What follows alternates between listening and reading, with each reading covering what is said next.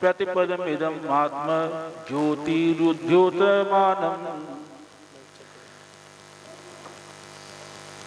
सामान्य से इस कलश का अर्थ इस तरह होता है कि जीव वस्तु अनादि काल से धातु स्वर्ण अर्थात और पाषाण के संयोग के समान कर्म पर्याय से मिली हुई चली आ रही है। जैसे स्वर्ण और पाषाण का खान से ही संयोग होने पर उन दोनों का अस्तित्व भिन्न भिन्न ही है। ये इस कलश का सामान्य अर्थ है कि भले ही खान से अनादि काल से स्वर्ण पाषाण और पाषाण मिले हुए हैं, तो ऐसे मिले हुए होने पर भी उन दोनों का अस्तित्व तो भिन्न भिन्न ही जानना। इसी प्रकार यहाँ को अपन जीव में लगाएंगे कि जीव भले ही अनादि काल से कर्मों के साथ संयोग से संबंध को प्राप्त हुआ है और उस कर्म अवस्था को संयोग से वह चतुर्गति में भ्रमण कर रहा है, विभिन्न विभिन्न पर्यायों को धारण करता है। किंतु यहाँ पर आचार्य उपदेश देते हैं कि भले ही उसका कर्म के साथ अनादि का संबंध है, फिर भी कर्म और जीव का अस्तित्व तो सदा काल भिन्न भिन्न ही है, ऐसा उसको जानना। अब यहाँ पर बात आती है कि हमने तो सुना है केवल अशुद्ध रागादि पर्यायों की बात तो दूर, केवल ज्ञान आदि पर्याय भी जीव के अस्तित्व में नहीं है। अपन की चर्चा इसी पर होती थी। 2 दिन से अपन इसकी चर्चा कर रहे थे और द्रव्यार्थिक न्याय के आधार से अपने ये जाना कि पर्याय चाहे रागादि की हो, व्यवहारिक हो अथवा स्वाभाविक हो, पर्याय द्रव्य की ही हैं, क्योंकि पर्यायों का आधार द्रव्य ही होता है। अब प्रश्न है 181 नंबर नीचे से, अब पेज नंबर 181 पर अपन देखेंगे। प्रश्न पढ़ते हैं, पर्यायार्थिक न्याय से पर्याय में भेद है, परंतु द्रव्यार्थिक न्याय से तो भेद द्रव्य से भिन्न है, ऐसा मानने में क्या आपत्ति है? ये यहाँ पे प्रश्नकार ने एक शंका उठाई है कि द्रव्यार्थिक न्याय में तो उसने मात्र द्रव्य को देखा है और पर्याय मात्र को पर्याय में लिया है, तो कह रहे हैं कि पर्याय को पर्यायार्थिक न्याय से देखें तो भेद है, और द्रव्यार्थिक न्याय से तो उसमें क्या है, भेद मानना, उसको अलग मानना, इसमें क्या आपत्ति है? अब उसका समाधान यहाँ पे किया जाएगा। तो आप लोग बहुत एकाग्रचित्त होकर इस सिद्धांत को समझेंगे और सभी लोग इस व्याख्या पर ध्यान देंगे।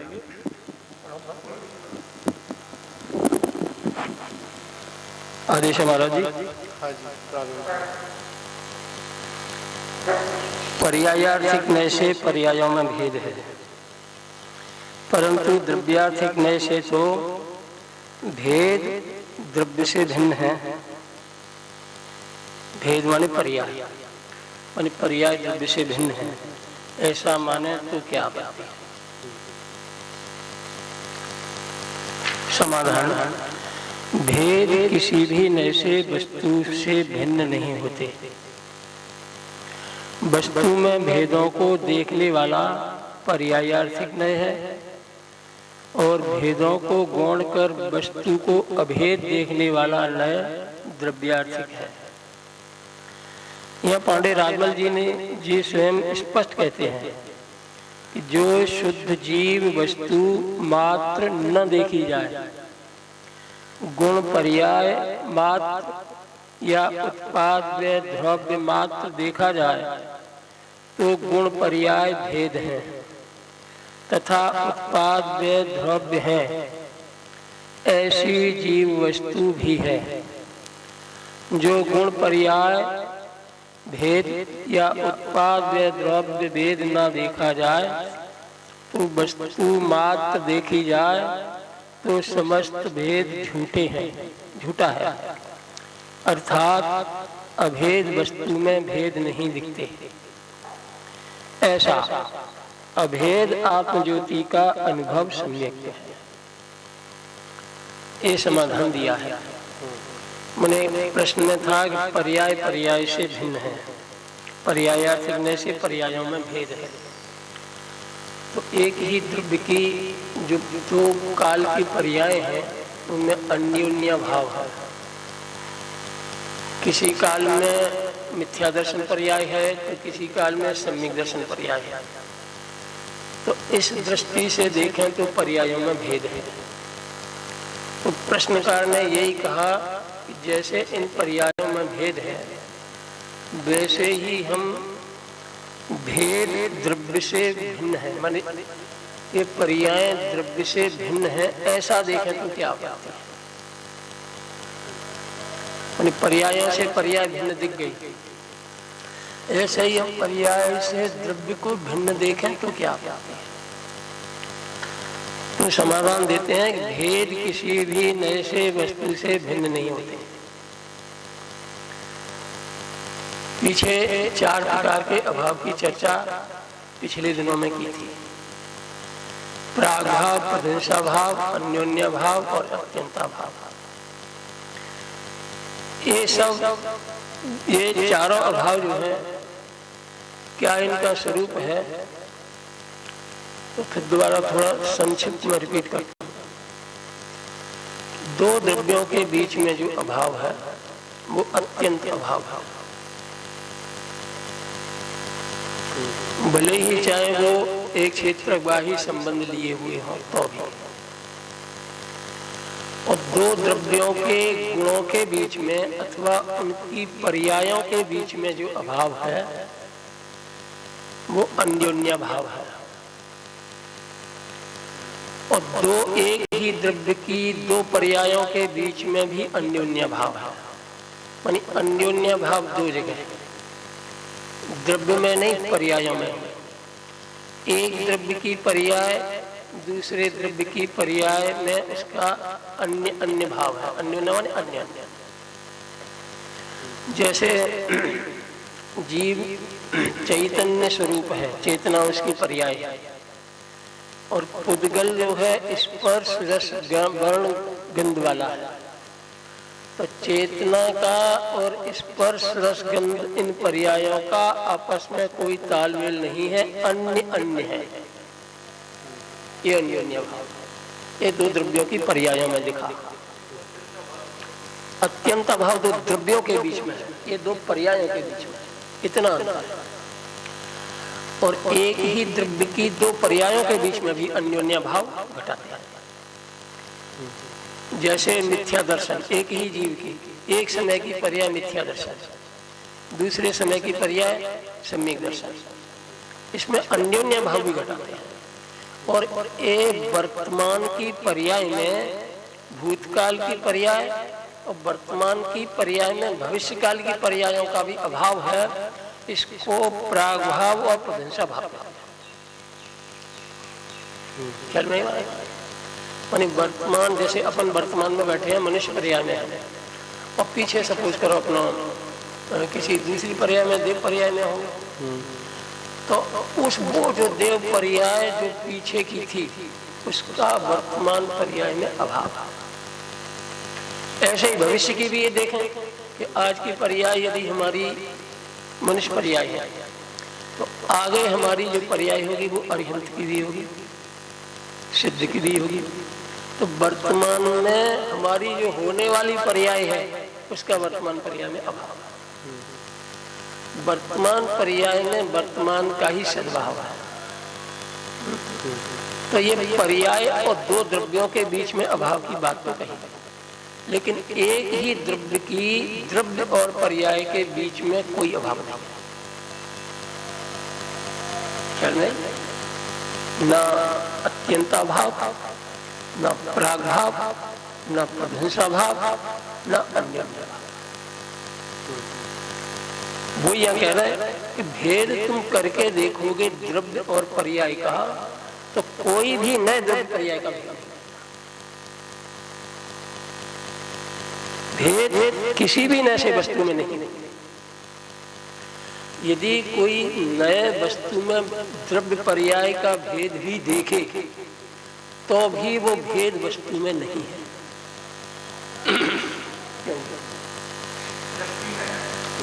कथनचित ज्ञान में, कथनचित कथन में, दो जगह भेद आपको दिख सकते हैं, लेकिन ज्ञान और ये कथन ये कोई वस्तु नहीं है।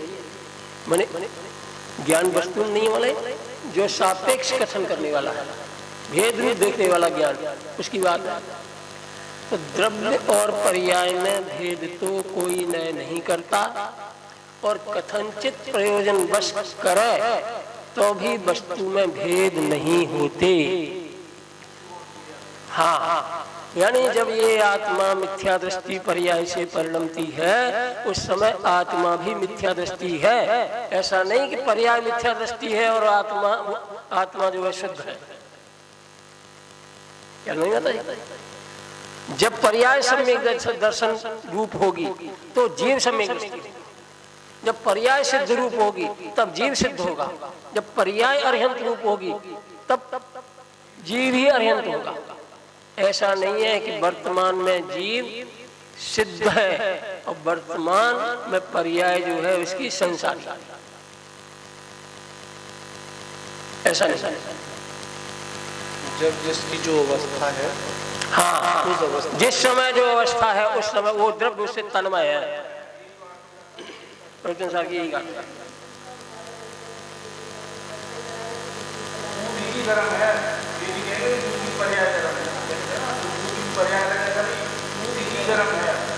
अब कोई ऐसा नित्यावादी ऐसा निर्णय कर ले कि दिल का स्वभाव तो सभी है, पर्याय अधिकार है, पर्याय तो ऊपर है, पर्याय तो ऊपर है, भिन्न है, ये दिल का स्वभाव पीतर है, उन्हें जगह पीले क्या पी सकता है, अथवा पी लिया, इससे परिणाम क्या होगा?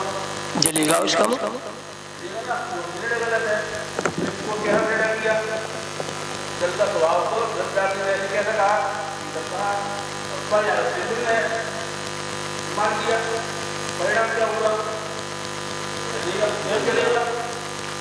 जीव और पुद्गल ये ऐसे जो द्रव्य हैं जिनमें दो प्रकार से स्वभाव है, दोनों निरपेक्ष दृष्टि से देखें और सापेक्ष दृष्टि से देखें। एक ही परिणाम को निरपेक्ष दृष्टि से देखें और उसी परिणाम को सापेक्ष दृष्टि से देखें। सापेक्ष दृष्टि से देखने पर स्वभाव नजर नहीं आता और निरपेक्ष दृष्टि से देखने पर विभाव नजर नहीं आता। एक बात तपेले वाली बात कही थी, हम कभी भी ये नहीं कहते हैं कि बर्तन गर्म हुआ है, कभी कहने भी नहीं आता है। कहने में क्या आता है? दूध गर्म हुआ, पानी गर्म हुआ, तो मानते हैं कि उसके संयोग से हुआ, पर कभी भी संयोग को मुक्ता ना कर कर जो उसमें है संयोगी बना उस पर आक्षेप आता है। संयोग होता है, लेकिन जो संयोगी पर्याय हैं वो दो तरीके की हैं। गरम बर्तन भी है, गरम दूध भी है, ठीक है ना, और अग्नि भी गरम है, तीनों की गर्मी अलग अलग है। हाँ, अलग है। समकाल ये है कि तीनों समकाल में और एक क्षेत्र में है, इसीलिए तीनों की जो विकारी पर्याय है अलग अलग होते हुए भी एक रूप से कहें तो तीनों गर्म पर्याय है, ऐसा। और ये भी व्यवहार कहता है, अग्नि ने दूध को गर्म किया, अग्नि ने बर्तन को गर्म किया, और क्रम से देखें तो अग्नि ने दूध बर्तन को और बर्तन ने दूध को, एक क्रम, ये भी चले, ये व्यवहार नहीं कहता है। लेकिन निरपेक्ष दृष्टि से देखें, सापेक्ष दृष्टि से देखें तो ये बात बराबर है, और निरपेक्ष दृष्टि से देखें तो दूध की शीतल पर्याय का अभाव हुआ है और गर्म पर्याय का उत्पाद हुआ है। अभाव की जगह गुण सब ना अभाव। हाँ, एक पर्याय में दो पर्याय नहीं हो सकती, एक एक समय में एक द्रव्य की दो पर्याय नहीं होती, गुण नहीं कहेंगे, स्वाभाविक। हाँ पूर्णतः। हाँ। परंतु दूध शीतल पर्याय में भी था और दूध उसकी उष्ण पर्याय में। दूध में जो उष्णता हुई है वो अग्नि, वो ऐसा स्वभाव है तो सापेक्ष स्वभाव है, अकेले में नहीं होता है, अकेले में नहीं होता, लेकिन होता अकेले में से, अकेले में से नहीं, अकेले में से नहीं, अकेले से ही होता है, अकेले से ही होता है, अकेले में नहीं होता। हाँ। शब्दों में बड़ा फर्क है, फर्क है ना। से में निकला, मैं उसमें ही है। हाँ। मैं में जोर आ जाएगा अगर हम बोल देंगे कि दूध गर्म ही है तो वो शीतल स्वभाव खत्म हो गया उसका। हाँ। और हमने बोल दिया कि दूध अगर हमारा ठंडा है तो गर्म वाला से खत्म हो जाए, से में से इसमें से निकला है, पर ऐसा है नहीं इसमें से निकला है। हाँ। तो दोनों सूक्ष्म कथन है महाराज जी, और सूक्ष्म कथन में इतना अंतर है, अंतर बहुत है, अर्थों में बहुत अंतर है, और यदि इसको मिला करके कहें तो समझ में नहीं आ पाता। और दूध, अग्नि ने दूध को गर्म किया, अग्नि ने बर्तन को गर्म किया, और ऐसा हम मान लेते हैं। तो इस मानने में दोष क्या है कि दोष ये है कि हमें दूध की वो शक्ति का भान नहीं हो पाया कि इसके अंदर भी एक विभाव रूप परिणमन करने की शक्ति है। सही है। हाँ हाँ हाँ। जैसे एक दिन और चर्चा हमने की थी कसाई के बारे में, तो उसको हम कितनी गहराई से लें कि कर्म के उदय में कसाई होती है, चार त्रिमोहनी कर्म का उदय होता है तो कसाई होती है, बात बराबर है, शास्त्र में लिखी है, ठीक है ना। ये बात बिल्कुल सही है, लेकिन कसाई होती कहाँ है? उस द्रव्य के अंदर भी तो देखो कि उसमें से ये क्यों निकली। इस कसाय जो जीव में हुई है, जिस भाव में जब विषय मिला, कर्म के उदय से विषय मिला, उस विषय को देखकर जीव की परिणति में कसाय उत्पन्न हो गई। क्यों उत्पन्न हो गई? कि जीव के ही अंदर एक ऐसे ही विभाव रूप शक्ति है जिसने जो प्रभावित हुई और वो उसका आश्रय हुआ विषय, इंद्रियों का लिया सहारा, क्षयोपशम द्वार से, इंद्रियों के सहारे से विषय में रुचि वर्ती, तो ये जीव उस पर झपट्टा मारने लगा। यदि हम अपने ही अंदर देखते कि ये मेरी शक्ति है, ये मेरी शक्ति विभाव रूप परिणमन की है और इस विभाव रूप परिणमन में दुख है, तो वहां तुरंत भेद विज्ञान से उसको रोक लेते, उसको रोकना, वहीं तो रोकते हैं। जहां से इच्छा उठती है वहीं रोकोगे तो इच्छा निरोध नाम का तप हो जाएगा। और करने का रोकोगे तो पाप। ये देखो पहले इच्छा निरोध तप कहा है ना, तो इच्छा उठती कहां से है और क्यों उठती है, कहां से और क्यों, ये दो जवाब आ जाए तो हमें मस्त स्थिति क्लियर हो जाएगी। अधिकांश हम लोग यही सोचते हैं इंद्रियों से उठी है, इंद्रियों से उठी है और इंद्रियों में मन में उठी है। तो यहाँ पर एक बात है, क्योंकि हर द्रव्य के अंदर स्वभाव और विभाव दो व्यवस्थाएं जोड़ी जाएगी। अगर हम स्वभाव ही लेके चलेंगे तो जो विभाव की जो परिणति है वो पूरी गौण हो जाएगी। जो कर्म कहते हैं आत्मा का कर्म बंद भी हुआ है ना उसमें, यह भी आएगा। तो बात यहाँ पर है कि जो आत्मा में स्वभाव और विभाव दो तरह के द्रव्य में दो व्यवस्थाएं, दोनों स्वभाव है, दोनों स्वभाव, दोनों स्वभाव है, दोनों शक्तियां हैं, ठीक है। जैसे ही संयोग मिला, अब यहाँ पर कौन आकर्षण हो रहा है? आकर्षण तो हमेशा विभाव ज्यादा होता है, पुरुषार्थ के विभाव की ओर आकर्षण हुआ और वहां पर तुरंत हमने उसको अपनी पुरुषार्थ लगा लिया। जब हमको एक भान हुआ, एक स्वभाव ने कहा कि तेरा स्वभाव ये नहीं, तुरंत वहाँ पर विज्ञान हुआ, वहाँ से वो उसको फिर मुड़ सकता है। हाँ जी, मैंने 2 शब्द कहे थे ये इच्छा क्यों उत्पन्न हुई और कहाँ उत्पन्न हुई। सही है। तो कहाँ उत्पन्न हुई और क्यों उत्पन्न हुई, क्यों वाली बात है। और क्यों वाली बात भी हमें यहीं देखनी पड़ेगी, कहीं कर्म में और इंद्रियों में और क्षयोपशम में या विषय में, या नहीं। क्यों उत्पन्न हुई इसका भी समाधान वही है जहाँ इच्छा है। तो क्यों उत्पन्न हुई कि जब जीव ने अपने बारे में ये समझा कि मैं अपूर्ण हूँ। बहुत संबोधन वाली बात है। मैं अपूर्ण हूँ, तो उस अपूर्णता को पूरा करने के लिए यहाँ से पूरा हो जाऊंगा तो इच्छा जाएगा। अगर यहाँ पर ये विषय मैं अपने में पूर्ण हूँ तो इच्छा जाएगा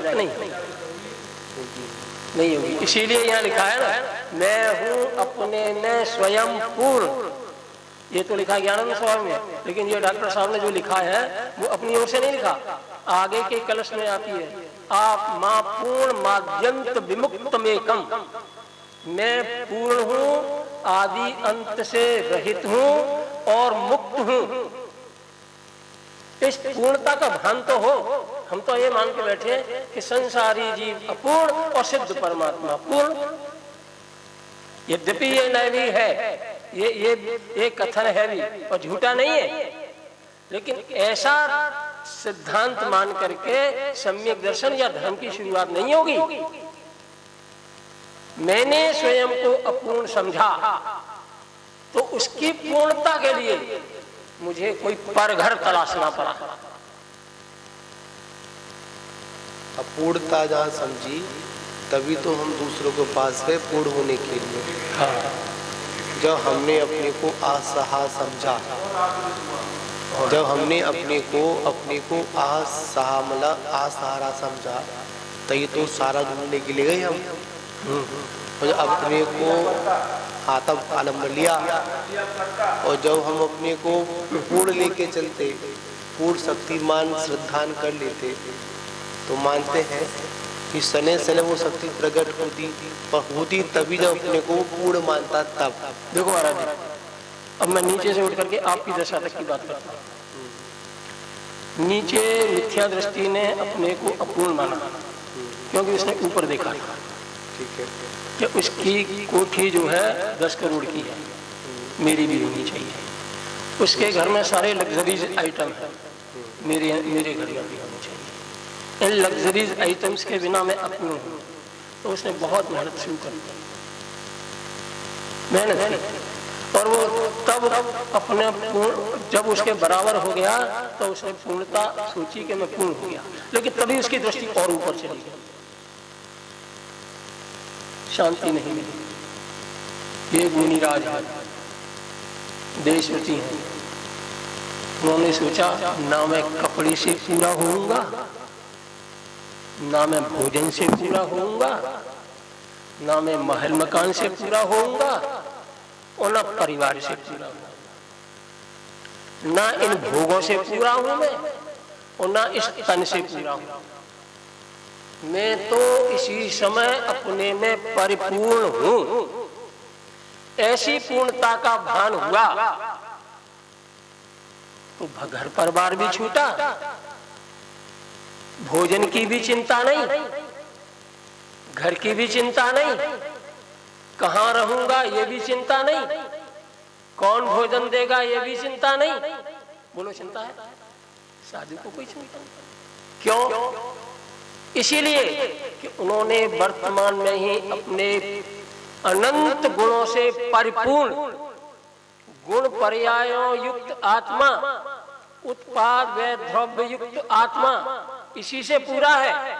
और उसी को देखकर पूर्णता का भान हुआ तो उन्हें लगा कि बाहर में ऐसी कोई चीज नहीं है कि जो मुझे पूरा करेगी।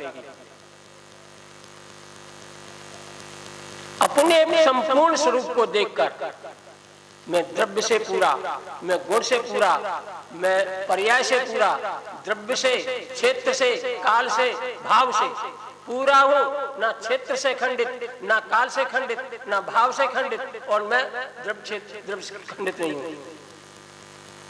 ना द्रव्येन खंडयामी, ना क्षेत्रेन खंडयामी, ना कालेन खंडयामी, ना भावेन खंडयामी। ऐसा अखंड चैतन्य घन ज्ञान पिंड भगवान स्वरूप मैं आत्मा हूं।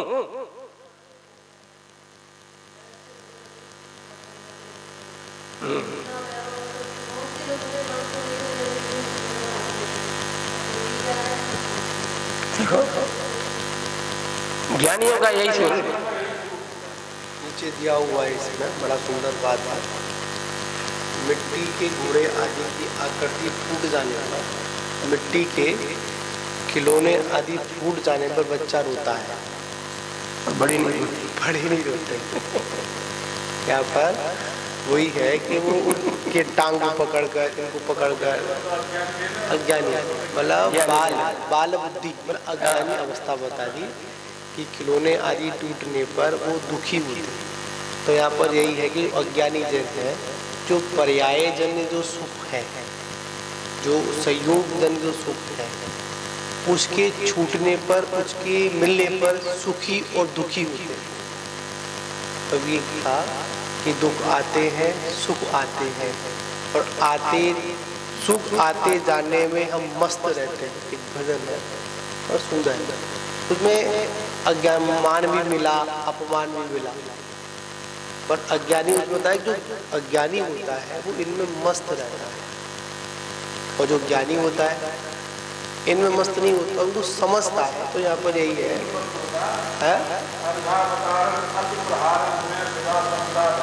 हाँ, वो तो मस्त होता है। मतलब यहाँ पर कुछ भी करे, बड़ी एक मार्मिक बात है, समझने वाली बात बहुत सारी एक इसमें दृष्टिकोण लेके चलेंगे कि वास्तविकता में हमने जब अपने को कमजोर समझा तो सामने वाला बलवान है, तो सामने वाला बलवान है। अब यहाँ पर थोड़ी विषय है, जब हमने अपने को छद्मस समझा, और छद्मस कभी है भी, क्योंकि व्यवस्था में वो दृष्टि अलग है, वो अलग है, वो भी है, वो भी यहाँ पर है। जब हम अब यहाँ पर जब हमारा उपयोग अंदर की ओर जाने में असमर्थता है, हम अभी अंदर में स्थिर नहीं हो पा रहे हैं, तभी तो हमने बाहर का सहारा लिया, आलम्बन लिया। और जब हम अपने में अगर पूरे होते या उस अवस्था में पहुंच जाते, तो इन सारे आडंबरों की या आलम्बन की हमको आवश्यकता पड़ती है, होती भी नहीं है। जैसे आपने बहुत कई बात स्टार्टिंग में कही थी कि जब तक अपने घर नहीं बना तब तक तो किराए के मकान में रहना समझ में आता है, और जब वो बन जाता है, तैयार हो जाता है, फिर भी उस किराए की मकान की ओर ही भागे, तो आचार्य कहते हैं ये सबसे बड़ी संसार दशा का कारण है। बड़ी इसमें समझनी है। एक बात और कल एक आई थी कि जो चारित्र के वेदों के अंतर्गत मारगड़ा के अनुसार तो वहाँ पर 7 भेद करते हैं सम्मिलित चारित्र की, जिसमें असंयम, देश संयम, सामायिक, चेतो प्रस्तावना, पर्याय विशुद्धि, सुस्वास्थ्य और यथाख्यात्मा। तो इसमें यथार्थ में 5 ही चारित्र है, वो तो 2 मारणाक में सम्यक चारित्र है। तो जो क्षयोपशमिक चारित्र है, एक होता है क्षयोपशमिक भाव, जिसको अपन सामायिक चारित्र के अंतर्गत ले लेते हैं, उसके भी भेद उन्होंने किए। एक आता है सामायिक शिक्षा पद, एक सामायिक प्रतिमा, और एक सामायिक कर्तव्य आवश्यक, और एक सामायिक नियम यम। तो यहाँ पर आचार्य उसने एक बात बता दी, उन्होंने कल थोड़ा दिमाग बड़ा, थोड़ा एक समय के लिए सोचने को आ गया कि जो सामायिक चारित्र है, जिसको हम क्षयोपशमिक चारित्र बोलते हैं, उसकी परिभाषा में आता है कि जहाँ पर निर्वृत्ति की मुख्यता हो, नहीं, जहाँ पर सावध्य कार्यों से निवृत्ति, उसी का नाम अपन सामयिक चारित्र बोलते हैं, इसको अपन क्षयोपशम चारित्र भी लेते हैं इस बात में। तो उन्होंने इसकी प्रारंभता के लिए बात की तो मुनराजों से प्रारंभ की, जो सर्व सावधि के त्यागी होते। पर उन्होंने एक बात और इसमें लिखी थी, उसमें कर मैंने स्वाध्याय तत्व से देखी, उसमें आया कि उसमें एक बात आई कि जहाँ तक है पंचम पुरस्कार उन्होंने स्पष्ट लिख दिया, देश चारित्र नाम का कोई चारित्र ही नहीं है। उपचार से, जिसमें आचार्य समद्वत स्वामी के अनुसार वो चारित्र के दो भेद कर दिए, एक सकल चारित्र और एक विकल चारित्र। देश चारित्र, हाँ, उसको देश चारित्र के अंदर उसको ले लिया। पर जब ये वाली उसमें बात आई कि जो कुछ भी चौथे गुण स्थान में, पंचम गुण स्थान में देश चारित्र की व्यवस्था है, वो क्षयोपशमिक भाव है, क्षयोपशमिक चारित्र है। इस पे थोड़ा सा वो क्लियर करें, क्या व्यवस्था इसमें क्षयोपशम चारित्र होता है, लोग चारित्र होते हैं। बोलो।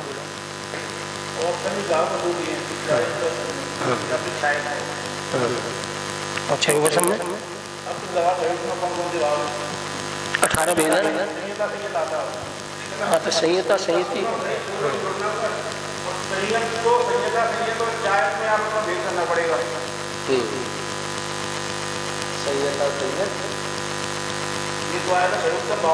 ठीक है, हाँ जी, जो आत्मा का गुण है, आत्मा का गुण नहीं, भाव। तो एक आत्मा का गुण है और भक्त भाव में उसको गाय अनुपमेय और अमेय 5 में जाता है, 4 और ऐसा गाय के जो चाहे मिथ्यात्मक हो, चाहे वो आत्मा का जुदा संपत्ति है, गुण है। ये इसको ऐसा नहीं मानना कि वो दिया जाएगा, पहले ग्रहण किया जाएगा। ज्ञान को पहले ग्रहण नहीं कर सकते, ज्ञान आत्मा का लक्षण है, ज्ञान आत्मा का लक्षण है। हाँ, किसी को भी नहीं ग्रहण कर सकते बाहर से। तो संयम के बारे में यह है कि ऊपर से ग्रहण किया जाता है। एक तो संयम 10 लक्षण धर्म में जो संयम धर्म है वो तो चारित्र का ही है, वो तो चारित्र है। हाँ, वो क्षयोपशम नहीं है। हाँ, वो हाँ, उसमें विशुद्धि अशुद्धि तो पूर्णता की अपेक्षा से कहते हैं, लेकिन वो उसमें क्षयोपशम जैसा नहीं है। और जो संयम भाव है, ये संयम मार्गणा नहीं, संयम मार्गणा में तो उसमें आया था है, संयम में संयम आ जाते हैं। पर यहाँ पर ये बात अपन चल रही, अब यहाँ पर थोड़ा सा और नीचे की ओर चलते हैं। जो आचार्य ने एक बड़ी सोचने वाली बात है, इसमें थोड़ा दिमाग लगा कर, और अभी तक वही बात चल रही थी। जब आचार्य ने पंचम गुण स्थान में भी संयम होने पर भी, देश संयम होने पर उसको क्षयोपशमिक भाव कहा, ठीक है, उसको चारित्र नहीं कहा। ठीक, तो फिर जो नीचे वाला एक जो गुण स्थान है उसमें अपन चारित्र की व्यवस्था कैसे दी?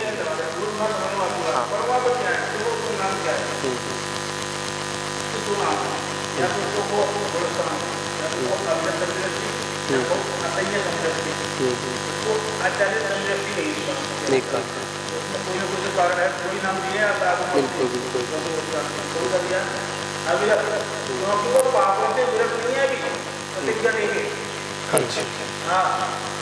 अविरत है, वो प्रतिज्ञा नहीं है। विरत माने पापों से प्रतिज्ञा को छूटना, उसका नाम होता है विरति। विरत मतलब क्या है? जो दूसरा चोरी परिग्रह 5 पाप है, ये अविरत है।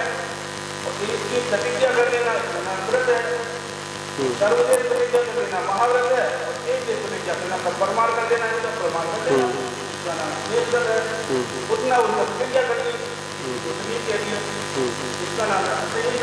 इसमें लड़ कर ये विरत हो या देश हो, अविरत हो या असंयम हो, ये तो चारित्र को नहीं जोड़ा है। मैं ये कहना चाह रहा हूँ। हाँ हाँ आचार्य स्वामी ने जब दूसरे अध्याय में 5 भाव बताए, चारित्र को औपचारिक को 6 भाव दिया है।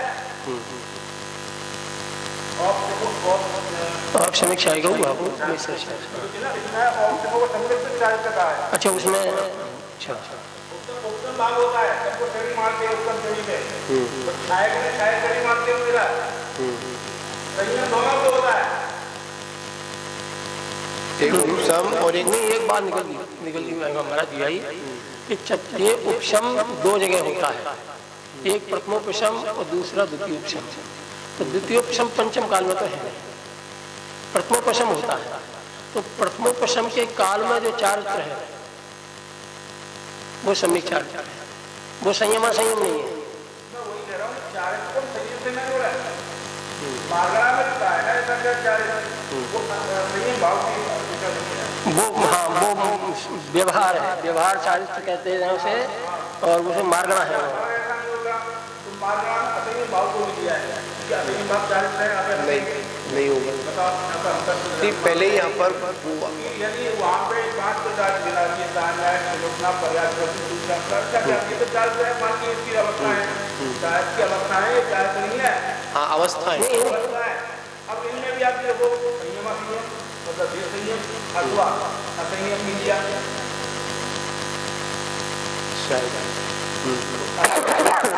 तो अपन चारित्र मानेंगे क्या? नहीं मानेंगे। उनको कहेंगे 7 प्रकार का चारित्र कहाँ है? मारना के अनुसार नहीं मानेंगे। क्यों है? चारित्र आत्मा का गुण है, जैसे दर्शन ज्ञान आत्मा का गुण है, चारित्र आत्मा का गुण है। उस समय जो वो प्रतिज्ञाबद्ध नहीं है, इसलिए वो असंयम भाव है। ये इस बात इसलिए चारित्र मारना में संयम मारना आता है। अगर चारित्र की बात करेंगे तो चारित्र और संयम की परिभाषा में अंतर है, अंतर है। चारित्र का मतलब में चरण करना, होना, रति करना। अब वो लीनता, रतिपना, आदर अपने स्वभाव में भी होता है और कर्म में भी हो सकता है। ये दोनों की इसमें एक प्रश्न है। चारित्र का काम तो इतना है। हाँ इसमें एक प्रश्न है। संयम का है विरत होना, प्रतिज्ञाबद्ध हो जाना, प्रतिज्ञा पूर्वक पापों से बचना। इसमें एक प्रश्न है, चयोपशमिक चारित्र और देश संयम में क्या अंतर है? तो समाधान कर रहे हैं, चयोपशमिक चारित्र और देश संयम में बहुत अंतर है। उसका कारण यह है कि अप्रत्याख्यान और प्रत्याख्यान दोनों सर्वघाती हैं। देश संयम में उनका उदय है, अतः देश संयम को क्षयोपशमिक भाव कहा है, पर क्षयोपशमिक चारित्र नहीं। तब जो चारित्र के लिए जो सूत्र में 2 ही जगह मिली, एक उपशम और एक क्षयिक। चारित्र के लिए सूत्र में 2 ही जगह मिली है, एक उपशम और एक क्षयिक। और जो संयम असंयम है उसको तो क्षय उपशम में रखा है। इसीलिए सूत्र में भी देखें तो चारित्र के भेदों में उपशम का काल और क्षय का काल। एक उपशम 2 तरीके का, प्रथमोपशम और द्वितीयोपशम मुनिराजों के होता है, वो 11वें वर्ष स्थान तक में होता है।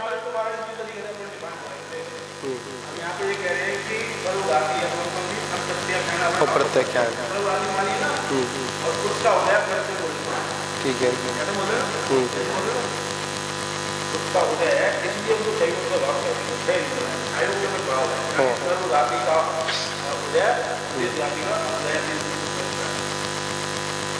अब जो चौथे वर्षांग का तो निरंकार मंडी का विनियोजन है पूरा, ऐसा लगा हुआ, और बहुत से जाति लोगों की प्रगति है। वहाँ क्षयोपशम नहीं है उसमें, पूरा क्षयोपशम नहीं होता। वो तो विसंयोजन है पूरा। वहाँ पे पूर्ण सेवनी निर्देशा के लिए आचार्य पास वो है, पर यहाँ पर वो 4 जो आवश्यक होते हैं, पापों से मुक्ति, पुण्य में वृद्धि, और एक बंधाक्षरण, और एक और स्थिति अनुभाग कंडक का, ये चाहते हैं कंडक का है होती है। नहीं, यहाँ पर बात सही है कि चारित्र तो वहाँ पर था, और अगर ये कहेंगे चारित्र अलग से नहीं, चारित्र तो आत्मा की हर अवस्था में तो आत्मा का गुण है, पर फर्क से दिखता था। जैसे अपन ने उसमें पढ़ा था अध्यात्म स्थिति का, में पढ़ा था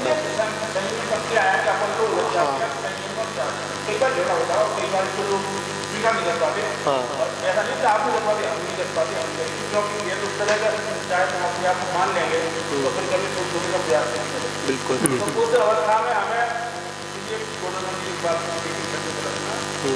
सामान्य तो सामान्य स्वरूप को देखना और पर्याय का अवस्था विशेष को अवधारण करना। उस नदी की सोच में लगी है कि अपनी अवस्था को भूलना मत कभी भी। रब से भले ही हम बैठे ही हैं जैसे चंद्र भगवान है, इसमें कोई बुरा नहीं है, सभी जीवों का स्वरूप यही है, पर अपनी अवस्था को भी अवधारण करना। पंडित जी, महाराज जी एक बात और कहता हूँ, जब ये शास्त्र पढ़ो तो थोड़ा ध्यान और रखना होगा।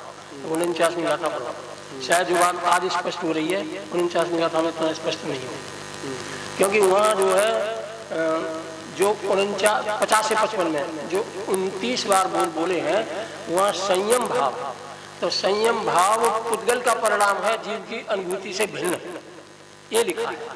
वहाँ संयम भाव जो लिया है वो पुद्गल का परिणाम लिया है, माने जो संयम के स्वरूप में जो कर्म का उदय है उसको लिया है, इस संयम को भी नहीं लिया।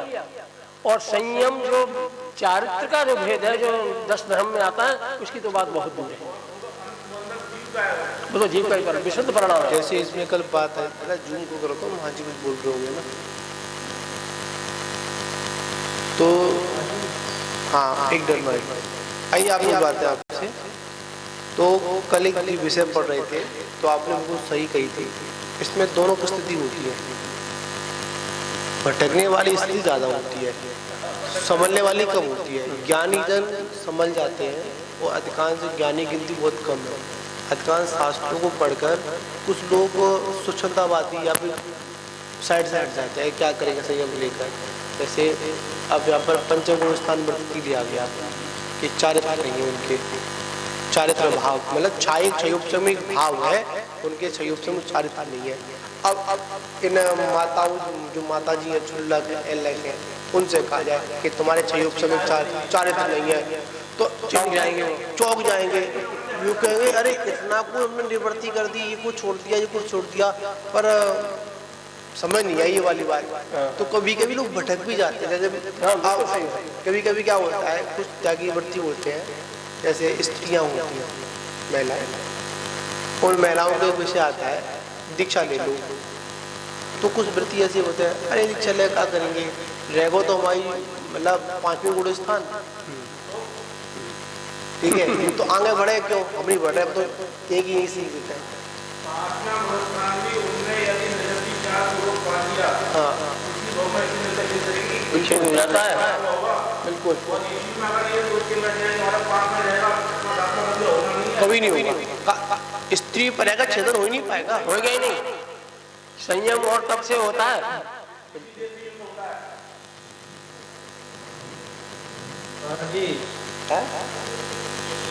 अच्छा ये अपनी संयम मतलब सही है, उसको अपन देश संयम भी कर सकते हैं। हाँ क्या दिया पहले देख तब बताएंगे। उसमें देश संयम होगा, आर्यकाओं का, छुल्लिका का, जो भी वस्त्रधारी है उनका 11 प्रतिमा तक उनका सभी का, और उपचार से महाव्रत में उपचार से का। फिर भी उसमें एक बात आ गई ना, वो विषय आता है ना कि स्त्रियों का वस्त्र का त्याग करना नहीं सॉरी, स्त्रियों का वस्त्र का ना त्याग करना भी एक उनका मूल्य गुण है। हाँ, अकेलापना नहीं है उनका।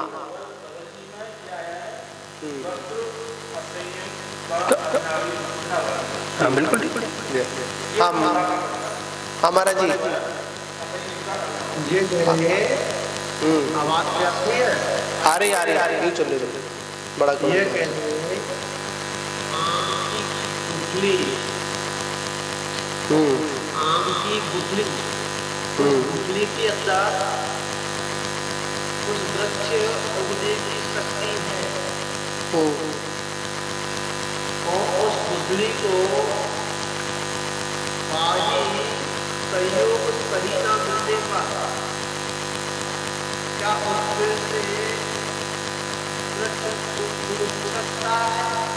नहीं उगेगा। नहीं होगा। ऐसी प्रकार और उस गुठली को सही बाही पदार्थ मिलने पर, सहयोग मिलने पर उसमें से वृक्ष की उत्पत्ति होती है। सही है। योग्यता तो पहले भी थी, योग्यता आज भी है। या अगर वो गुठली पड़ी हुई है सड़क पे तब भी उसके अंदर योग्यता थी और उसने बिना खाद के जमीन में मिट्टी में डाल दिया तब भी उसमें योग्यता थी और उसमें खाद पानी लगाने पर भी उसकी योग्यता थी। एक में क्या है, सड़क पे पड़ी है उसमें योग्यता तो है और सूख जाएगी परंतु वृक्ष नहीं है। मिट्टी में अगर उस गुठली को डालेंगे तो अंकुर तो फूटेगा, ठीक है, मिट्टी है अंकुर फूटेगा, खाद ना मिलने पर वो है अंकुर वही नष्ट हो जाएगा। उसको खाद अगर मिल जाता है समय पर तो वह चीज जो है वृक्ष का रूप धारण कर लेता है। योग्यता तीनों जगह है, यह जीव जात के होते है तभी इसके अंदर योग्यता है और यह देश का के संपर्क में आया है तभी इसके पास योग्यता है और जब वो अपने स्वरूप में आया है वहां पर भी योग्यता है। या बस इतना ही अंतर है कि जब देर का के संपर्क में ये जीव आया है वहां उसने खाद नहीं डाला, ठीक है, और जब वो मिट्टी डाली अंकुर तो फूटा है, ठीक है, और जब यह देर का से और अंतर हो जाता है उसमें खाद डालता है, पानी डालता है, ठीक है, उसमें चरण करता है तो उसी जगह पर जो है वृक्ष होगी जो अंकुर फूटा था वही वनस्पति को जाता है या वही फल जो है फल वृक्ष के रूप में फल देता है और उससे अनेक जीवों का उससे उत्पादन होता है। इसी प्रकार आत्मा हमारी जो है अनादि काल से या पड़ी हुई जगह कभी इतना ठोकर मारती, कभी वहाँ ठोकर मारती, कभी वहाँ चला गया, कभी बच्चे में चला गया, कभी ना चला गया। ये अज्ञान अवस्था में, विज्ञान अवस्था में ये अवस्था बनी है।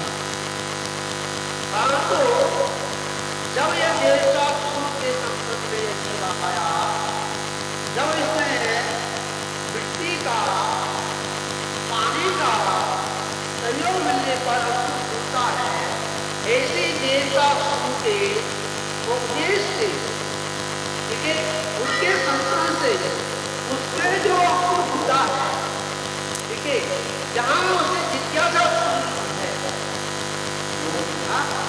और जिज्ञासा होने के बाद फिर छटपटाता है क्योंकि गुरु ने कह दिया कि भाई तू अपने स्वभाव में जब वो अपने स्वभाव में बैठने की चेष्टा करता है, जब उसमें खाद देता है, जो आनंद आता है वो आनंद एक क्षण का आनंद, एक समय का आनंद और सिद्धों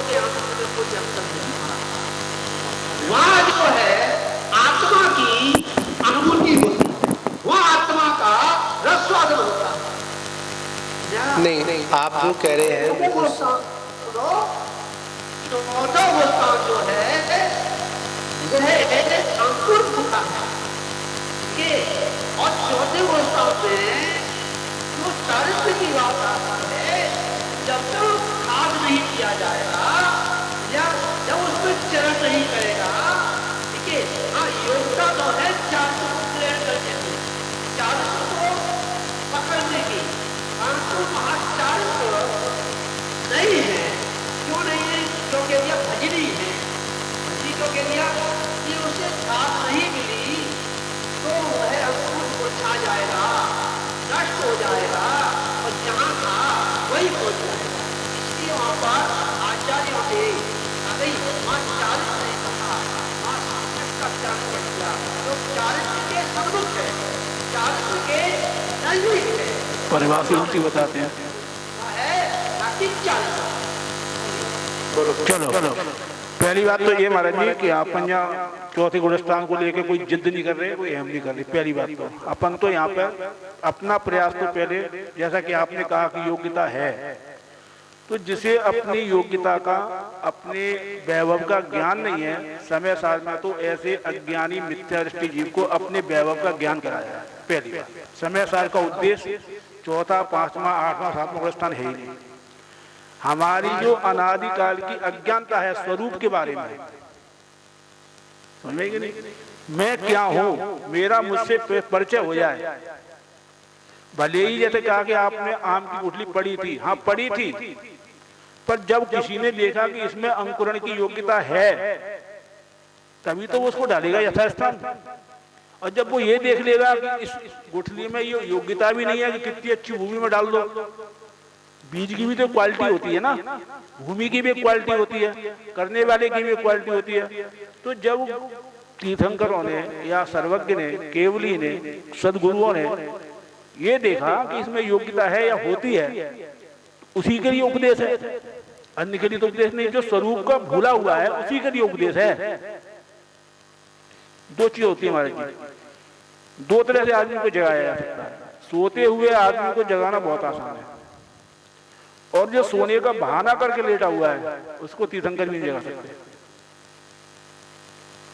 क्योंकि वो पहले से जगा हुआ है, सोया थोड़ी है। तो यहाँ उपदेश जो समय सार में दिया है ये उनके लिए है कि योग्यता तो है, पर अपनी योग्यता का जिन्हें भान नहीं हुआ है, आज तक सोए हुए हैं, वास्तव में सोए हुए हैं, उनको जगाने का काम आचार्य कुंद कुंद देव ने यहाँ पे किया। इसलिए हम यहाँ किसी गुणस्थान लेकर विशेष कोई चर्चा नहीं करना चाहते। अब हम आपसे गुणस्थान के संबंध में एक प्रश्न करते हैं। महाराज जी आवाज आ रही है? सुनिए सुनिए, आवाज आ रही है कि नहीं? आवाज तो आ रही है। ठीक है, सुनो, अब सुन लो, अब सुन, अब मेरा प्रश्न लो, एक सुन तो लो। आपने कह दिया कि चौथे गुणस्थान में चार, सुनो तो सही महाराज जी, चर्चा मत चलाओ, और गुणस्थान की चर्चा चलेगी, चौथा गुणस्थान, पांचवा गुणस्थान, छठवां गुणस्थान। अरे हम अभी हम गुणस्थान को थोड़ा गौर करते हैं, और एक प्रश्न सुन लिया, हमारा एक जिज्ञासा सुन लिया, फिर आपको उत्तर देना है। अब हमारी जिज्ञासा सुन लो कि मान लो चौथे गुणस्थान में चारित्र नहीं है, चलो हम आपके लिए स्वीकार कर लेते हैं, ठीक है, तो आप ये बताओ मिथ्यात्व गुणस्थान में चारित्र है या नहीं है? चौथे गुणस्थान में चारित्र नहीं है, इस आपके वाक्य को हम स्वीकार कर लेते हैं कथनचित, ठीक है, कथनचित हम आपके बात को स्वीकार कर लेते हैं। तो आप हमें ये बताओ कि पहले गुणस्थान में चारित्र है या नहीं? अरे भाई उस गुणस्थान को यहाँ क्यों जोड़ रहे हो? अरे हम ये जोड़ ही नहीं रहे, हम तो आपसे प्रश्न जिज्ञासा का समाधान चाह रहे हैं। हम जोड़ में घटा नहीं रहे, ना जोड़ रहे ना घटा रहे। हम तो आगम के, सुनो, आगम के अनुसार आपसे अपनी शंका का समाधान चाह रहे हैं कि पहले गुणस्थान में चारित्र है कि नहीं। मैं आपसे पूछ रहा हूँ, आप ये बताइए कि जो त्रिगोदिया जीव है, चारित्र है त्रिगोदिया में? हाँ बिल्कुल है, हम तो कह रहे हैं चारित्र गुण है तो उसका परिणाम भी है। अरे जो जो गुण है जीव के वो सब गुण है उसमें, एक भी गुण से वो रहित नहीं है, एक भी गुण की इसमें हीनाधिकता नहीं है किसी भी जीव में, सब गुणों की पर्याय है। ऐसा कौन सा गुण? एक बात सुनो, तो फिर क्या आप द्रव्य को खंडित करेंगे? आप किसी भी वस्तु को खंडित रूप में स्वीकार करेंगे? मैं ये कह रहा गुठली की अपना योग्यता है। अरे हमने योग्यता और अयोग्यता की बात नहीं करें, हम जो कह रहे हैं वो सुनो। तू कोई भी द्रव्य जब अपने गुण पर्यायों में व्याप्त है महाराज जी, तो उसको हम कहते कहने कि किसी की इतने गुण इसमें नहीं है। अरे भाई अपूर्ण गुणों से अपूर्ण है क्या वो? गुण है। और आप तो द्रव्य को खंडित कर देंगे इस तरह, तो सिद्धांत ही खंडित हो जाएगा। फिर कहा रहेगा गुण पर्याय द्रव्यम? खंडित नहीं करा, खंडित अरे नहीं करा। फिर गुण पर्याय द्रव्य जो आचार्य उमा स्वामी ने सूत्र दिया है वो पूरा कैसे होगा? है जी? आचार्य उमा स्वामी ने जो सूत्र दिया है कि गुण पर्याय द्रव्यम, गुण पर्यायों का समूह द्रव्य है, और आप कह रहे हैं कि उसमें चारित्र है नहीं, तो फिर कौन सा गुण बचेगा? फिर उसमें कोई कोई कह देगा उसमें सुख गुण नहीं है, फिर कोई कह देगा उसमें वीर गुण नहीं है, फिर कोई कह देगा निगोदिया में ज्ञान भी नहीं होता तो ज्ञान गुण भी नहीं है, दर्शन नहीं होता तो दर्शन गुण भी नहीं है, चूंकि निगोदिया है ना वो, तो फिर तो द्रव्य जीव ही नहीं रहेगा। जब उसको वापस अरे उसको नहीं, पहले आप ये स्वीकार करो कि एक एक गुण की जघन्य पर्याय उसकी होंगी, जघन्य पर्याय होती निगोदिया अवस्था में। तो यदि उस जघन्य पर्याय को विशेष करके हम और उसके खंडन करेंगे तो उसका तो जीवत्व ही नष्ट हो जाएगा। सुनो ना, मैं क्या कह रहा हूँ, सुनने की चेष्टा करो। मैं ये कह रहा हूँ मिथ्या दृष्टि को तो ये कह दिया अज्ञानी है। मिथ्या दृष्टि को जी कह दिया अज्ञानी। हम महाराज जी ज्ञान गुण की तो बात ही नहीं कर रहे, वो अज्ञानी है ठीक है, अज्ञानी है ठीक है, मान लिया, हम ज्ञान गुण की बात नहीं कर रहे, हम तो समस्त गुणों की बात कर रहे हैं कि वो उसमें सारे गुण हैं या कुछ गुण उसमें बाहर से लाए जाएंगे किसी दुकान से खरीद के तब डाले जाएंगे उसमें। गुण नहीं है। अरे बासरो गुठली के अंदर योग्यता है कि नहीं वृक्ष बनने की? तो गुठली में योग्यता है क्या? तो गुठली में योग्यता कब है? जब आम के अंदर है तब है, कि आम से बाहर आ गई तब है? कब है गुठली में योग्यता? अरे उसके अंदर भी है, तभी भी है ना, आम के अंदर भी है तब भी उसमें योग्यता है, और तब भी उसमें वही स्पर्श, वही रस, वही गंध, वही वर्ण, और आम के बाहर निकाल के फेंक दी तब भी उसमें वही स्पर्श, वही रस, वही गंध, वही वर्ण। आम बनने की योग्यता है उसमें, पूरा आम बनने की। अरे मैं क्या कह रहा हूँ, मैं जो खाने की योग्यता है तुम आम की बात कर रहे हो, उसमें खाने की योग्यता है, मैं कब कर रहा हूँ। अब यहाँ ये बात है कि भाई वो भजनी है। अरे भजनी है उसमें, अरे हम सुना है और नहीं भी हो सकता है उसमें, अगर योग्यता बाहरी पदार्थों के रूप में ऐसा नहीं मिला, जल नहीं मिला, पानी नहीं मिला, और उसमें खाद नहीं मिली समय पर, तो ऊर्जा भी सकता है। इसलिए वहाँ पे चारित्र नहीं कहा जाएगा, वहाँ पे चरण कहा जाएगा कि अगर समझता रहा तो ये चारित्र को प्राप्त करने के लिए और फल को प्राप्त होगा। इसलिए सब्जेक्ट चरण कहा है। सब्जेक्ट चरण तो छोटी चीज नहीं है, बहुत बड़ी चीज है। पहले गुण स्थान में मिथ्या चारित्र है या नहीं? है जी? पहले गुण स्थान में मिथ्या चारित्र है या नहीं? अरे मिथ्या चारित्र का उल्टा करने पर सब्जेक्ट चरण होता है पंडित जी। अरे मिथ्या चारित्र है, ये स्वीकृति बताओ, मिथ्या चारित्र है या चारित्र ही नहीं है? मैं क्या कह रहा हूँ, कोई गुण है उसका परिणाम होगा या नहीं होगा? होता है। कोई गुण है तो उसका परिणाम होगा या नहीं होगा? मैं आपसे पूछ रहा हूँ कि उसके पास चौथे अवस्था में सब्जेक्ट चरण नहीं है क्या? सब्जेक्ट चरण नहीं है क्या? ये बड़ी ईगो है नहीं है क्या? ये जानते हैं कि आज क्या तो सही है। सब्जेक्ट चरण का मतलब क्या है? अरे महाराज जी, हम ये कह रहे हैं, आप कह रहे हैं बिल्कुल सही है, ये हम आपका निषेध नहीं कह रहे, लेकिन जो आप ऊंची बात कह रहे हो उससे नीची बात हम पूछ रहे हैं आपसे। अरे वो हम तो शुरुआत की बात पूछ रहे हैं, हम तो ये वस्तु इस व्यवस्था की बात पूछ रहे हैं। आप मोक्ष मार्ग की बात कह रहे हो, तो मोक्ष मार्ग तो जब होगा जब पहले वस्तु व्यवस्था तो स्वीकार कर ले। गुण पर्याय द्रव्यम, गुण पर्यायवान द्रव्य है, इसका अर्थ ये हुआ कि द्रव्य में अनंत गुण है और अनंत गुणों की तुरंत समय पर्याय होती है। अब वो कैसी होती है ये बात अलग है। हाँ, ये भाई एक बात तो सब जो मिथ्यात्व है उसी को भी पलटने पर जो मिथ्यात्व होने में है, जो चारित्र वो मिथ्या चारित्र है, और जो सब्जेक्ट जो जब उससे होता है, सुनो मेरी बात, है सम्यक चरण बनता है, और सम्यक चरण जो बनता है।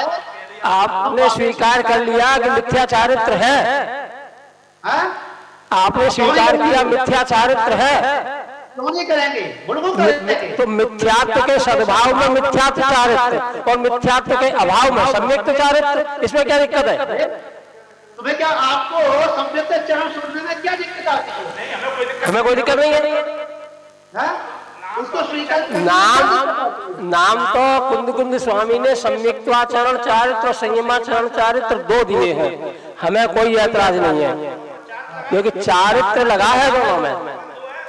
चारित्र लगा है, बिल्कुल लगा है, लेकिन कौन कहना नहीं है? उसी सुनो, सम्यक चारित्र से ही, सम्यक चरण से ही चारित्र बनेगा। सिद्ध भगवंतों में सम्यक्त्वाचरण चारित्र है या नहीं? हाँ, वो चारित्र का अंश है, वो चारित्र का अंश है। ये किस तरह का सम्यक चरण ही चारित्र का अंश है, इसलिए उसे सम्यक चरण कहा जाता है। अच्छा, अंश का मतलब क्या समझते हैं आप? अंश से मतलब क्या है, प्रयोजन क्या है किसका? अंश का मतलब क्या होता है? अंश मतलब उस वस्तु से अलग कर देना, किसी वस्तु में से कोई। हाँ, अंश से मतलब क्या है? अंश अंशी का ही तो हिस्सा है,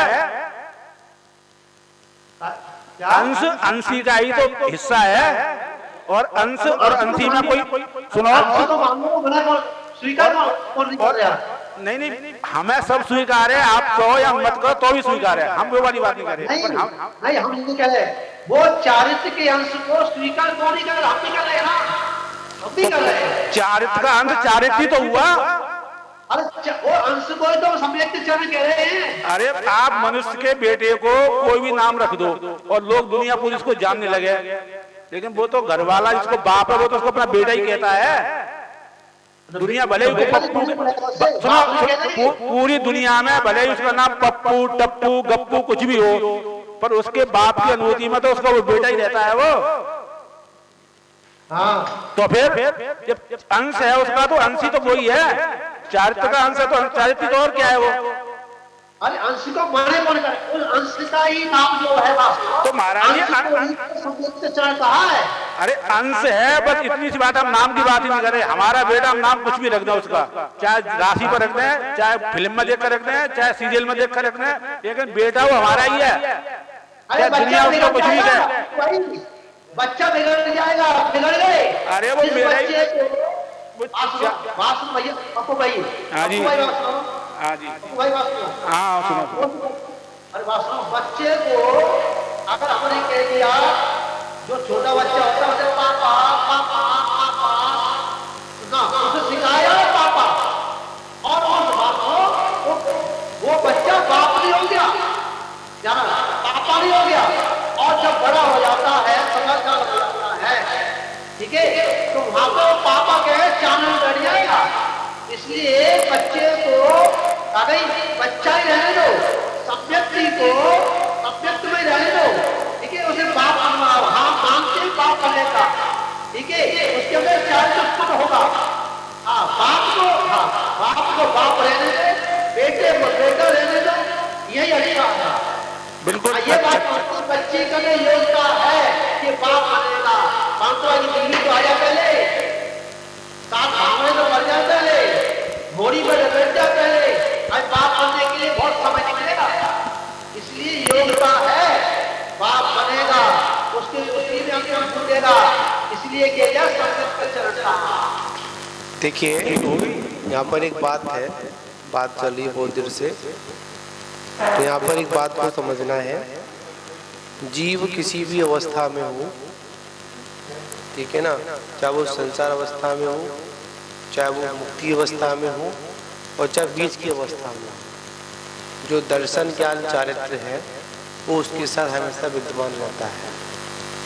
हम उसकी गौड़ता नहीं कर सकते, क्योंकि गौड़ता करने पर क्या होगा, जो आचार्य का जो उनका उमा स्वामी जी का सूत्र है, उससे पहले जो सूत्र लिखा गया कि दर्शन ज्ञान चारित्राणी मोक्ष मार्ग, तो तो उसके समाधान के लिए आचार्य ने कहा कि दर्शन ज्ञान चारित मिथ्या, इसमें सूत्र बनता है फिर, मिथ्या दर्शन ज्ञान चारित्राणी संसार मार्ग, संसार मार्ग, ठीक है ना।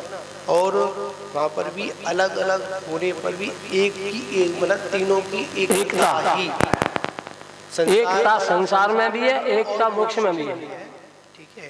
पर हाँ, फर्क सिर्फ इतना है कि यहाँ पर जो बात बार बार आती है निकल कर, चौथे गुण स्थानवाद वहीं पर अड़ जाती है।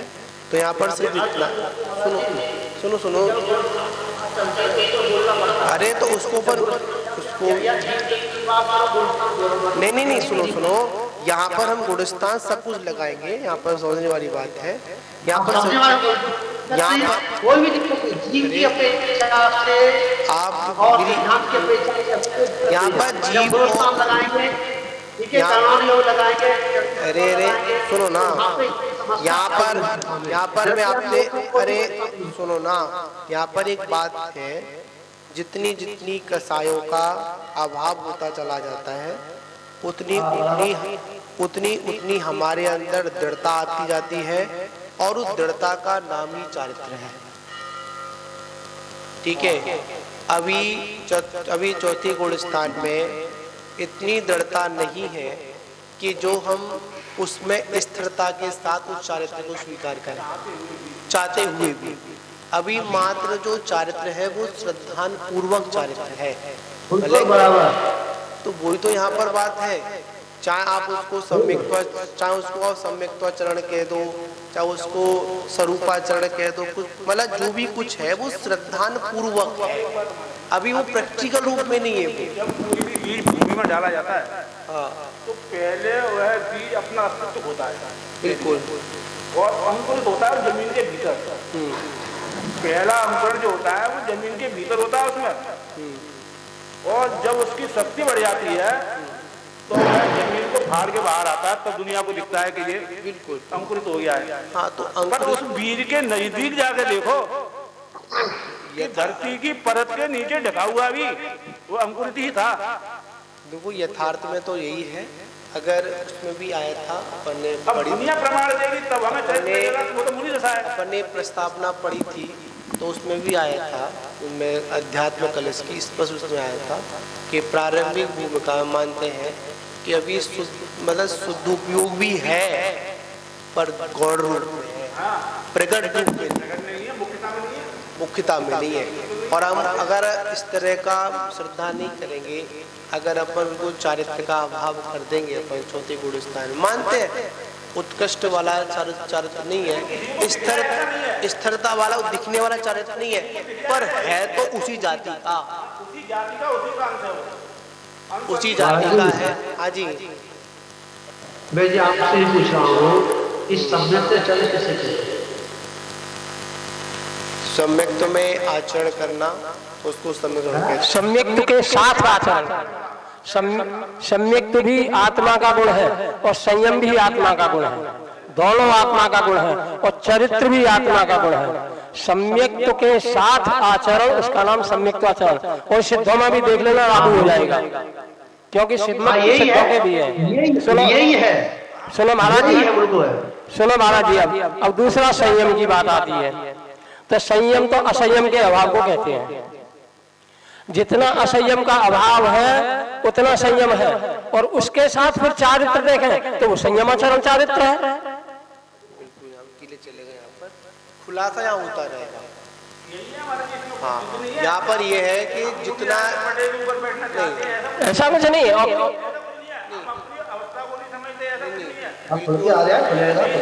देखिए यहाँ पर बात खुल के भी क्लियर सब कौन मिला कि संयम की साध जो चारित्र है उसको अपन संयम चारित्र बोलते हैं, जब बोलना पड़ेगा।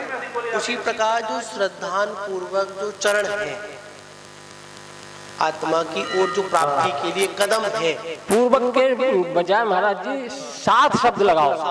हाँ, ठीक है, सम्यक्त के साथ में जो चारित्र है, हाँ, वो उसको अपन सम्यक्त्वा चरण चारित्र कह रहे हैं। क्या होता है कि मुनिराजों के पक्ष को मैं ऐसे कह रहा हूँ, मुनिराजों के पक्ष को ये बात आती है कि हमने जो व्यक्ति ली महाविचारी, इनको जायज कहते हैं। ये उनकी मुख्यता में रहती है, ये बात तो ना, और क्योंकि अवृत्ति तो है। और जैसे हमने चर्चा की थी, व्रत का मतलब क्या? प्रतिज्ञा पूर्वक पापों से निर्गत होना, इसका नाम व्रत है। होते हैं महाव्रत में। अब इन व्रतों के पापों की निर्गति को 14 व्रत में देखो आप। कुलाचार तो मिथ्या दृष्टि के भी वक्त बताया है। और जैसे कल हमारी चर्चा होती नहीं कि सभी आचार्यों ने एक मत से, चाहे वो कर्णालियों के पक्ष में जाए चाहे वो चरणालियों के पक्ष में जाए, ये कहा कि जब तक तेरा आचरण इतना विशुद्ध नहीं होगा तब तक तू जिनवाणी सुनने का भी अधिकार नहीं है। सम्यक्त की तो बात छोड़ो, सम्यक्त की भूमिका तो बहुत ऊपर है। अब इसको कर्णालियों में लगाए तो पहले सबसे पहले लब्धि होती है सर्वोत्तम लब्धि, और दूसरी लब्धि का नाम है विशुद्धि लब्धि। विशुद्धि लब्धि का मतलब क्या? मंद कसाय रूप परिणाम, जिसमें मोह की मंदता, जिस दोनों मोह, अकेला दस मोह नहीं, चारित्र मोह भी, पापों से, हाँ, पापों से भयभीत, भले छोड़े या ना छोड़े, पापों को बुरा जाने, पापों से भयभीत हो। उसके बाद विशुद्धि, तो विशुद्धि में क्या कि तत्व विचार रूप रुचि हो जाए। अभी सम्यक तो हुआ नहीं है महाराज जी। पवन जी अनम्यूट करो यहाँ से। इसके बाद फिर 2 लब्धियां और हैं। आइए सुनते हैं, पहले पवन जी की सुन ले। पवन जी कुछ बोलना चाह रहे हैं। हाँ, बहुत हल्के में ले जाते हैं चौथे स्थान को, बहुत उससे होता है। अवच्य का त्यागी, अन्याय का त्यागी, अनीति का त्यागी, पवन जी कर्तव्यों के प्रति दृढ़, 6 आवश्यकों का पालन करने वाला। लगाओ चरणालयोग से, कर्णालयोग कहीं से भी लगाओ, आप कर्णालयोग से लगा लो। 41 प्रकृतियों का अवंदक किससे लगाएंगे आप? लगाओ रव्यानुयोग से लगाओ। आत्मा और अनात्मा में भेद रखने वाला, आत्मानुभूत सहित, कैसे भी लगाओ, किसी भी अनुयोग से लगाओ। हाँ पवन जी अनम्यूट करो, समझ में आएगा। नहीं बोल रहे, चलो 148 में से माता जी मात्र 1 प्रसाद का बंद करता। हाँ चलो आप बोलिए, आज क्या बोल रहे हैं आप? ऐसा है जो पंडित जी कह रहे हैं उसको कोई निकाल नहीं रहा, और सिद्धांत को कोई भी निकाल नहीं सकता। सिद्धांत को समझा जाता है। सुनने वाली बात है। जब ये क्रिया आचार्य ने सम्यक दृष्टि का एक लक्ष्य बताया, तो बताया सिद्धांत, विवेकवान और क्रियावान।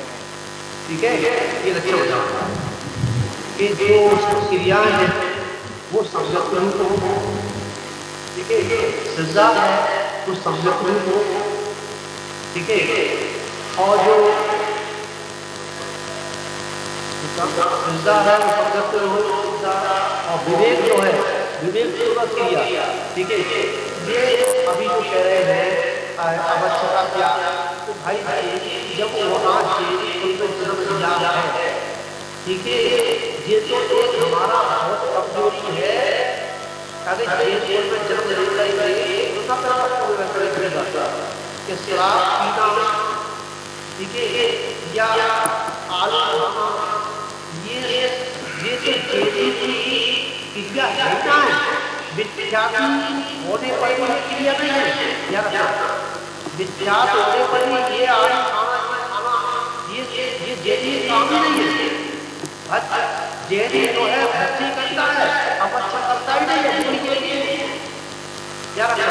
और ना जेडी के लिए आलू छोड़ने का उपदेश है, ना शराब छोड़ने का उपदेश है, ठीक है, ना मतलब मांस खाने का उपदेश है। ये तो भैया जेडी नहीं है, और कुछ जेडी, ठीक है,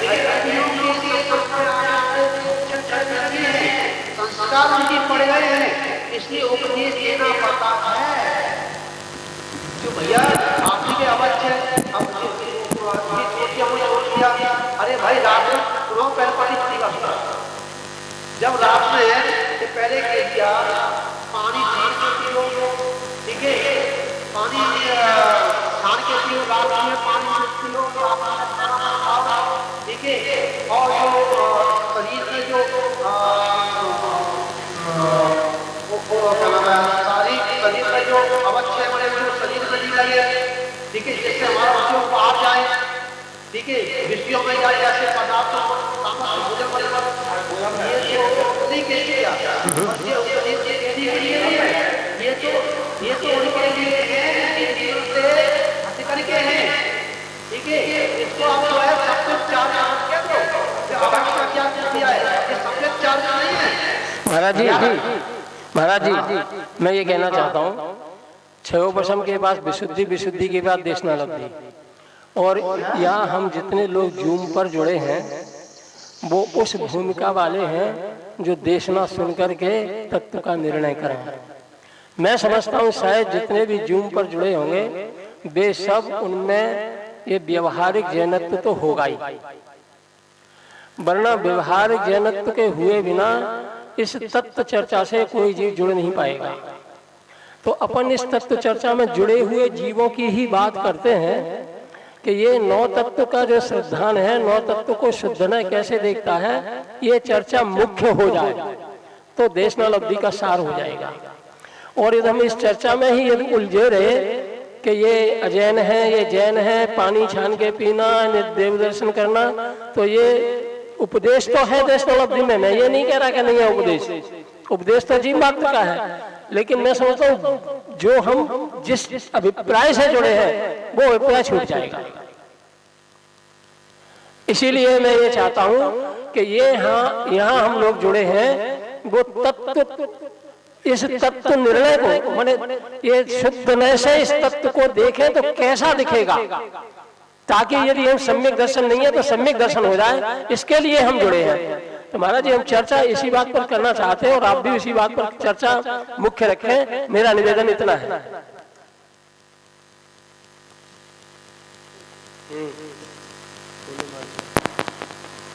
हमारा जी है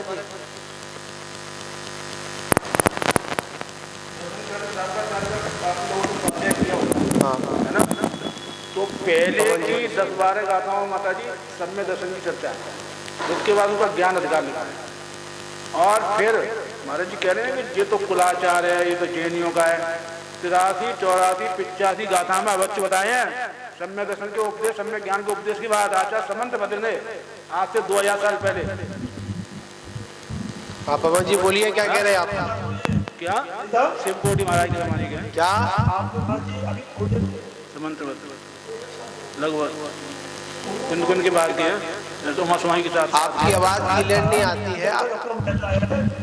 मैं करूँ 12 साल पहले भी मान लो तो वो समर्थ आचार्य थे, वो कोई वैसे नहीं थे। तो हाँ बोलिए पवन जी, दोबारा बोलो, आप क्या कह रहे हैं? इनको बब्बू एक मिनट, हाँ बोलिए पवन जी एक बार और अभी मंगाता हूँ, देख लो सम्मत चाहे तो अधिकार है वो। अभी मंगाता हूँ, यही तरफ नहीं आती तो फिर विधि की तो बात कर रहे हैं, जब जाने हुआ चाहते मान ही नहीं, आप उसको भी ऐड कर लो तो उसको भी देख लो, सुनवाई देवी तो मानो। आवाज क्लियर नहीं आ रही है। कुछ चैनालियों का अधिकारी है वो, तो उसी चैनालियों को प्रवचन सार में देखेंगे। चलिए, वो भी चैनाली हो गए। समय भी पूर्ण हो गया है, नेटवर्क दिक्कत हो सकता है, तो ये पूर्ण करते हैं। बोलिए महावीर भगवान की जय।